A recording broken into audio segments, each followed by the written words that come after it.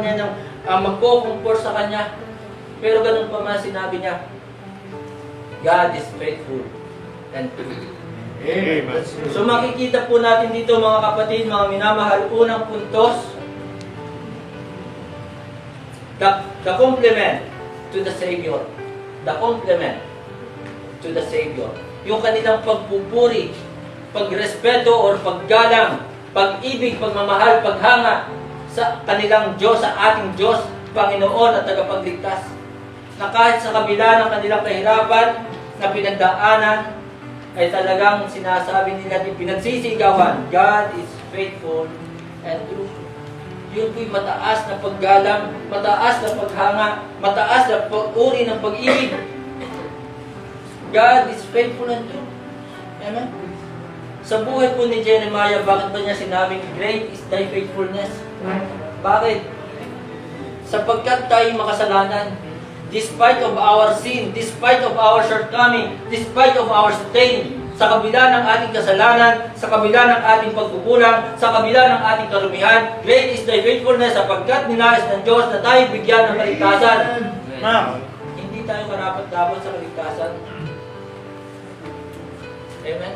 Kaya sinabi ni Jeremiah, great is thy faithfulness. Ibinigay ng Diyos ang kanyang bugtong na anak. Amen? Upang tayo magkaroon ng kaligtasan, katiyakan ng langit, buhay na walang hanggan, ang sino mang sasampalataya sa Kanya ay hindi na maatulan doon sa lugar ng impyerno, kundi mayroon ng katiyakan ng langit, kaligtasan, buhay na walang hanggan. Kaya sinabi ni Jeremiah, great is thy faithfulness. At yung bakit sinasabi ng mga alagad, God is faithful and true. Hindi nagbago yung salita ng Diyos. Hindi nagbago ang pangako ng Diyos. Yun ay nananatili hanggang ngayon. At nakahanda ang Diyos na ito'y tuparin sa kanyang mga anak. Amen? So the complement to the Savior. Ito'y mataas na uri ng paghangat, pagtingin, pag-ibig kay Kristo sa ating Diyos. Na sa kabila ng kahirapang pinagdaanan, talagang pinagsisigawan, God is faithful and true. Pangalawa po mga kapatid, mga minamahal.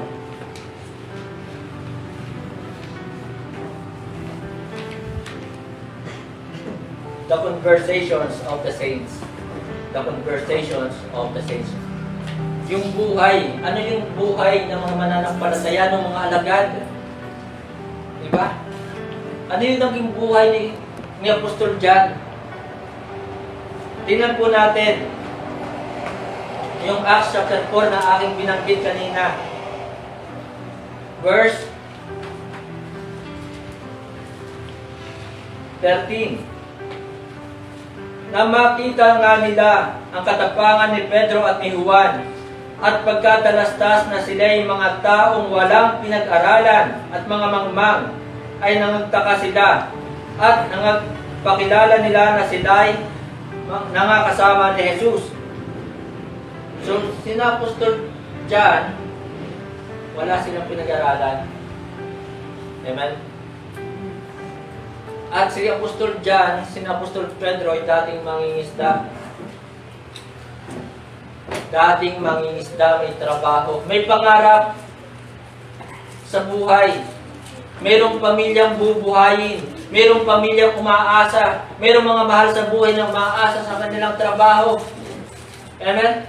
Pero simula nang sila tumanggap kay Kristo, na nampalataya kay Kristo, ang buhay nila ay naging dedicated sa Diyos.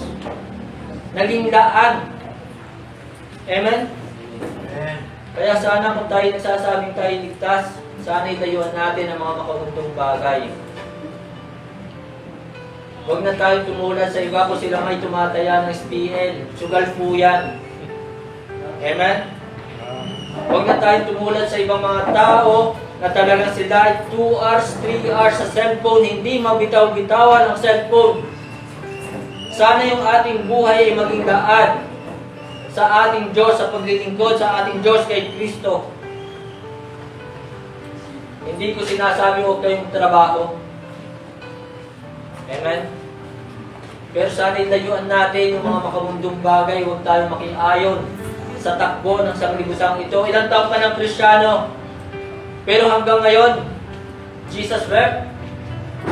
Yun pa rin ba ang memorize mong talata sa Bible?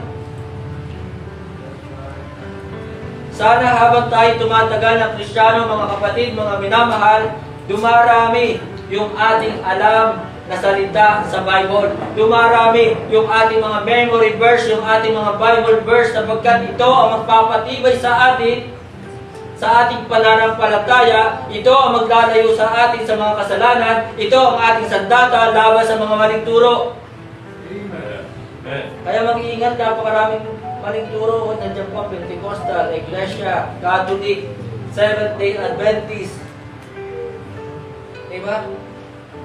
Maaring may tama din naman sa kanilang turo. Pero hindi lahat ng turo nila ay tama. Hindi pwedeng pagsamahin yung katotohanan kasi nungalingan. Dapat puro katotohanan ang ating pakikinggan. Amen.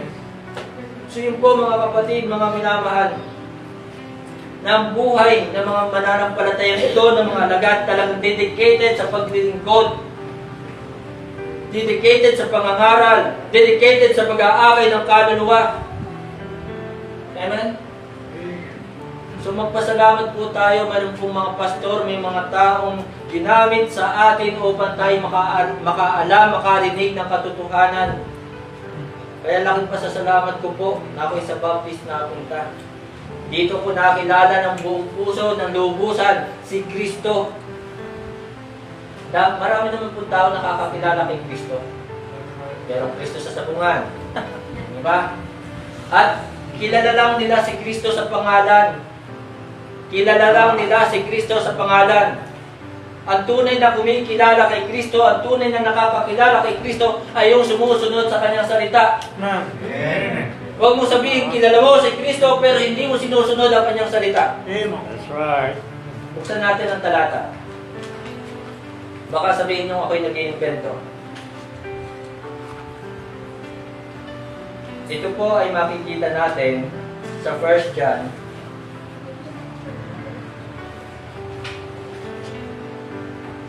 Chapter.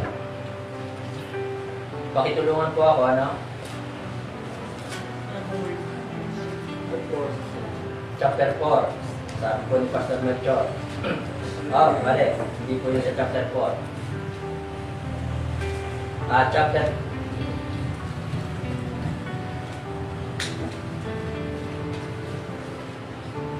2 verse 4. Yan. Chapter 2 verse.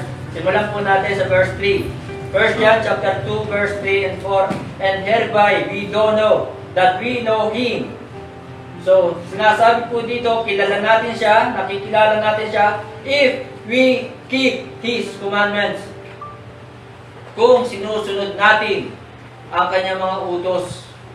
Maraming tao sa ngayon sa buong mundo, kilala si Kristo, pero hindi naman sinusunod ang utos ni Kristo. Verse 4, He that saith, I know Him, and keepeth not His commandments, is a liar, and the truth is not in him. Kaya kapatid, kung tinanggap mo si Kristo bilang Panginoon at tagapagligtas, kung sinasabi mong kilala mo si Kristo, dapat makita sa iyong gawa. Dapat sumusunod ka sa kanyang salita. Amen? So yung mga alagad po noon, yung mga mananampalataya noon, ang buhay nila ay talagang daan kay Kristo, daan sa paglilingkod, daan sa gawain ng Diyos. Wala silang sinasayang na oras. Nakakalungkot sa panahon natin ngayon. Aminin nyo man sa akin o hindi, pero aminin ko rin sa inyo, minsan ang oras kayo nasasayang din. Nasasayang din. Sana yung bawat oras na dumaraan sa atin ay huwag masayang. Amen?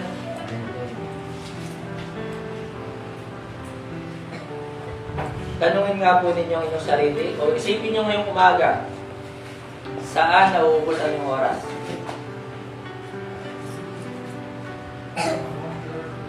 Diba? Kristiyano ka na, tapos kung makapag-cellphone ka, gusto ko nga dyan ba ito eh. Kaso, kung may kapalit, ibabato ko lang. Kasi gusto ko talaga itaktak eh. Kasi cellphone talaga itong problema ng kabataan. Bakit nagiging tamad? Amen? Bakit hirap mautusan ng magulang? Dahil ng cellphone. Bakit napapabayaan ang pag-aaral? Bakit bumababa ang grades? Dahil sa cellphone. Amen?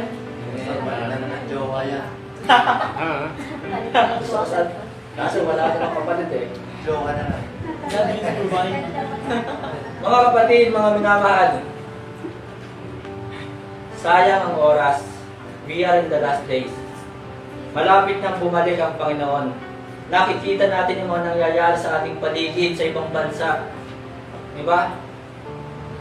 Nagkaroon ng pandemic, nagkaroon ng vulkan, nagkaroon ng gera, Ukraine versus Russia, Israel versus Hamas. Ano pa ang susunod? So mga kapatid, mga minamahal, ang nais ko lamang sabihin sa inyo, huwag nating sayangin ang ating oras sa mga walang kwentang bagay. Kristiyano tayo. Na sana ang buhay nating ito'y talaga nagagamit sa kaluwalhatian ng Diyos. So dedicated ang buhay po nila. Determined. Na talagang ang mga mananampalataya noon ay talagang determinado sa kanilang paglilingkod. Kayo ba, tatanungin ko kayo this morning, kayo ba ay talagang determinado, desidido ba kayo na magpatuloy sa gawain ng Diyos, magpatuloy sa paglilingkod? Say amen kung kayo ay talagang determinado, desidido maglingkod. Amen. Sana ito daw ang inyong amen. Na sana yung oras na para kay Kristo sa gawain ng Diyos ay huwag natin kukunin para ilaan sa ibang walang kwentang bagay. Minsan kasi, sa mga practice ng choir, diba? Bakit hindi maka-attend ng practice ng choir? May pupunta ang birthday party. Tama ba yun? Ipagpapalit mo ang oras na para sa Panginoon doon sa makamundong bagay? Bakit wala sa prayer meeting? Naimbitahan ng kaklase pumunta ng mall. Tama ba yun? Na prayer meeting, dapat makita tayo sa prayer meeting at panalangin ng bawat isa. Tayo bunga ng panalangin. May mga pastor, may mga kapatid na nananalangin sa atin. Kaya sana bilang ganti tayo din po nagpe-pray para sa ating mga kapatid. Amen? Ilang oras ka manalangin? 20 seconds? 30 seconds? Tapos? Wow. Tapos sa cellphone, 1 oras, 2 oras. Sa Bible, nakakatatlong talata pa lang, inaantok na. Diba? Tapos sasabihin natin mananampalataya tayo. Sasabihin natin kilala natin si Kristo. Kapatid, kailangan natin salita ng Diyos. Amen. Kaya talagang ito ang pinakamahalaga sa Diyos, sa ating Panginoong Jesus. Diba? Kung naalala ninyo yung kwento ni Martha at ni Mary, pumasok si Kristo, dumating sa bahay ni Martha at Mary. Diba? Si Mary, anong ginawa ni Mary? Naupo doon sa paanan ni Kristo at nakinig ng salita ni Kristo habang si Martha ay abala doon sa kusina. At sinabi ni Martha, Panginoon, wala bagang anuman sa iyo na aking maglingkod, magluto na mag-isa dito? Habang ang aking kapatid na si Mary walang ginagawa. Anong sabi ni Kristo? Mas pinakamaganda ang ginawa ni Mary. Buksan natin ang ating Bible. Luke chapter 10. Ang sabi ng Panginoon Jesus, one thing is needful. Diba? Ang sabi po ng verse 42, but one thing is needful, and Mary had chosen that part, that good part, which shall not be taken away from her. Tapos katatamaran natin makinig ng salita ng Diyos. Nandito nga tayo nakikinig, nakaupo, pero ang iba sa inyo'y balais na. Ang tagal naman ni Pastor, may lakad pa ako. Amen. Diba? Tandaan ninyo, ito yung pinakamahalaga kay Kristo. Huwag kayong magagalit sa akin. Muli sasabihin ko sa inyo, huwag kayong magagalit sa akin. At sino mang pastor ang tatayo dito upang mangaral ng salita ng Diyos, huwag na huwag kayong magagalit. Huwag na huwag kayong ma-open. Sapagkat kapag na-open kayo, hindi kayo lalago, hindi kayo magiging kagamit-gamit. Amen. At hindi nyo pwede sabihin, hindi nyo masasabi na God is faithful and true. Amen. Right. Kung hindi kayo lalago, hindi nyo masasabi God is faithful and true. Amen? So sana salita ng Diyos ay ating i-apply sa buhay. Be doers of the word and not hearers only, deceiving your own selves. Kung tayo tagapakinig lamang, hindi tayo tagatupad ng salita ng Diyos, sarili mismo natin ang ating dinadaya, hindi si pastor. Amen? Malinaw yung salita ng Diyos.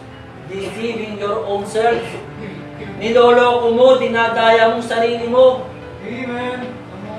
Diba? Hindi yung katabi mo, hindi yung magulang mo, kundi sarili mo mismo yung niloloko at dinadaya. So yun po makikita natin yung buhay ng mga alagad, ng mga mananampalataya, dedicated, determined, and devoted sa paglilingkod, sa gawain ng Diyos na ito'y inaasahan din sa atin. Bilang tayo ligtas, iniligtas tayo hindi taga-upo lamang, hindi taga-amen lamang, kundi inaasahan na magkaroon tayo ng bahagi sa gawain ng Diyos. Ito po'y gawain ng Diyos, hindi ho ito gawain ni Pastor Melchor. Amen? Amen. Kaya sana igalang natin ang gawain ng Diyos. Pahalagahan natin ang gawain ito. Huwag natin sabihin, kay Pastor Melchor naman yan. No? Si Pastor Melchor ay nilagay lamang dito ng Diyos na siya magpapastor, mangangaral dito. Na ang pastor, ang sabi nga po ng Jeremiah 3:15, and I will give you pastors according to my heart. Amen. Galing sa puso ng Diyos, which shall give you understanding and knowledge, na talagang magpapakain sa inyo, magbibigay sa inyo ng knowledge, ng understanding, ng pagkaunawa sa salita ng Diyos. And He gave some apostles and some prophets and some evangelists and some pastors and teachers. So, galing po sa Panginoon. Ang iba yung impostor, hindi yung pastor. Bakit impostor? Diba? Tama ba ang turo nila? Nasa Bible ba ang turo nila?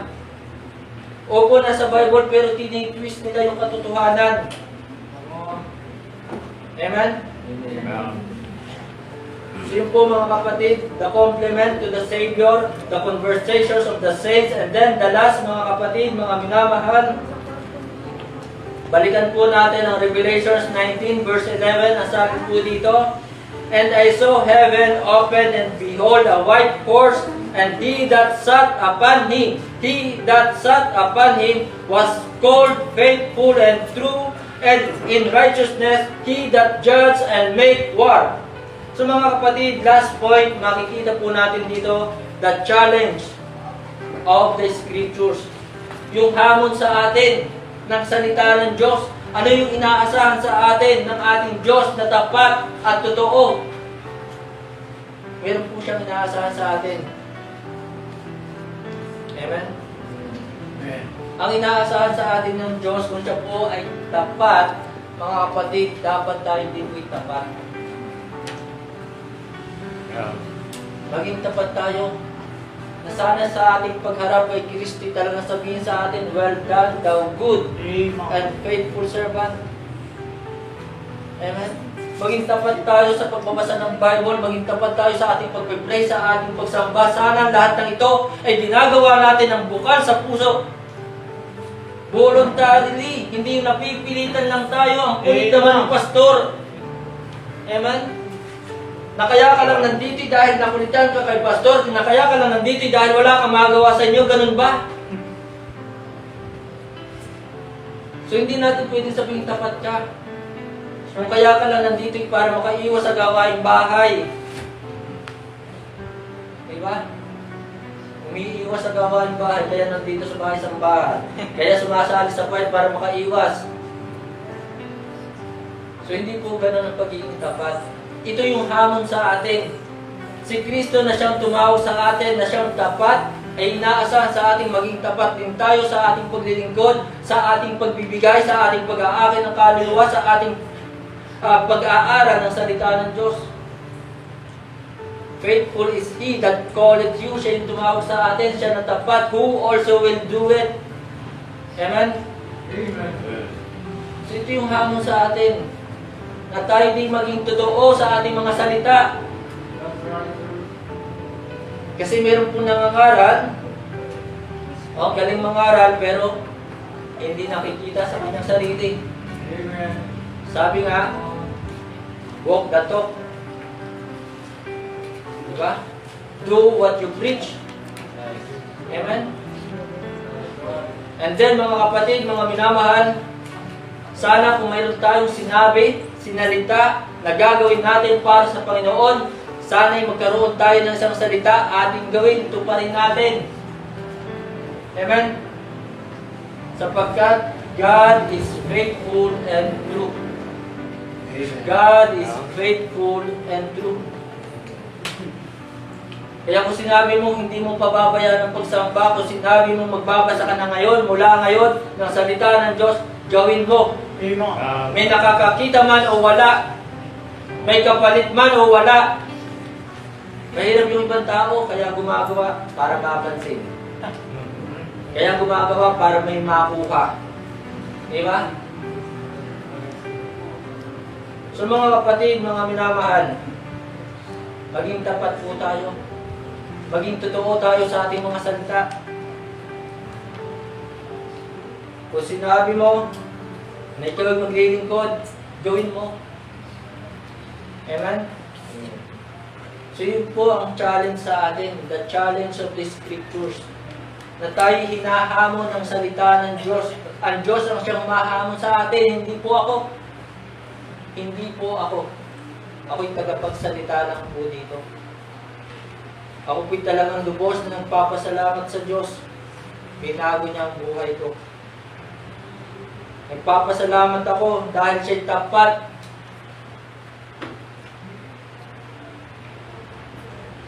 Patutunayan ko po sa inyo na talagang Diyos ay tapat. Meron pong isang pangyayari sa aking buhay. Nung ako po'y nagsuko ng buhay, talagang wala akong trabaho. Wala akong inaasahan. Biyaya lamang ng Panginoon. Meron akong hulugang motor. Meron akong allowance sa church. 1,000. Ang aking hulugang motor, magkano kada buwan? 2,000, 2 plus. Ang Diyos po ay tapat. Ngayon, kinausap ko ang Panginoon. Sabi ko, Sabado ng gabi, Lord, magbibigay pa ba ako ng aking tithes and offering? So sinabi ng Panginoon sa akin, fear not, huwag kang matakot. So ginawa ko po yung utos ng Diyos. Nagbigay ako ng aking tithes and offering araw ng linggo. Then pagdating ng Monday, pumunta ako ng Balaya, nagbayad ako, nagtulog ako ng aking motor. At pagtingin ko sa aking wallet, ang laman na lang ng wallet ko, Lord, 200 pesos na lang ang laman ng wallet ko, kasya ba ito sa akin? Alam mo namang hindi ako nagluluto, sa labas ako kumakain. Lord, tingnan mo yung aking gasolina, empty na. So kinausap ko po ng gano'n ng Panginoon. Pero ako po'y napahiya sa Panginoon. Talagang tapat ang Panginoon. Tapat. Pinoproblema ko yung pagkain ko. Talagang ako po'y busog na busog ng araw ng buong linggong iyon. May merienda pa. Yung 200 pesos pinabawasan lang ng 35 pesos na ibinili ko ng Food Panda. Di ba? Yung Food Panda, yung siomay, fried siomay. Magkano lang yun? 35 pesos. So, nabawasan lamang ng 35 yung aking 200 pesos. At yung aking pong gasolina na aking naalala, meron pong taong lumapit sa akin. Hindi ako nanghingi ng pera, hindi ako nangutang. Nagulat ako, mayroong isang taong lumapit sa akin. Ang sabi niya sa akin, pag kami sa akin, Brad, pang gasolina mo. Pagkamay niya sa akin, naramdaman ko may nakaipit. Amen? Hindi ko tinignan ang aking kamay, hindi ko muna siya makalis. Nung siya nakalis na, tinignan ko. Wow, yellow. 500, sobra-sobra pa ito sa aking gasolina. So kapag ikaw ay sumunod sa Panginoon, asahan mo hindi ka niya pababayaan. Amen. Hindi magkukulang ang kanyang biyaya sa iyo. Dahil God is faithful and true. At kahit hanggang ngayon po mga kapatid, mga minamahal, talagang tapat ang Panginoon. Ilang beses ako nakipag-usap sa mga tao na mayroon akong binibili, mayroon akong kukunin, pero wala akong perang hawak. Wala akong perang hawak. Pero after 3 days ng aming usapan na ako'y babalik para bayaran siya, after 3 days mayroon akong pera. Ganun po katapat ang Panginoon. Kaya mga kapatid, mga minamahal, tayo po'y magpatuloy sa ating paglilingkod. Maging tapat din po tayo sa ating Diyos. God is faithful and true. Wala po tayong pagsisisihan kung tayo po ay magpapatuloy sa ating paglilingkod. Ako po hindi po nagsisisi na ako po ay nagpastor. Hindi po ako nagsisisi na ako po ay naging Kristiyano, na ako ay naging tagasunod ni Kristo. Wala akong pinagsisisihan. Amen? Masaya pa nga ako. Maaaring minsan nakakalungkot kasi walang kasama, walang kapartner. Yung po yun, nagpe-pray po ako ng makakapartner, makakasama. I believe. Hindi mag-forward mamaya. Ibigay. Ay po ito kayo. Ayan na.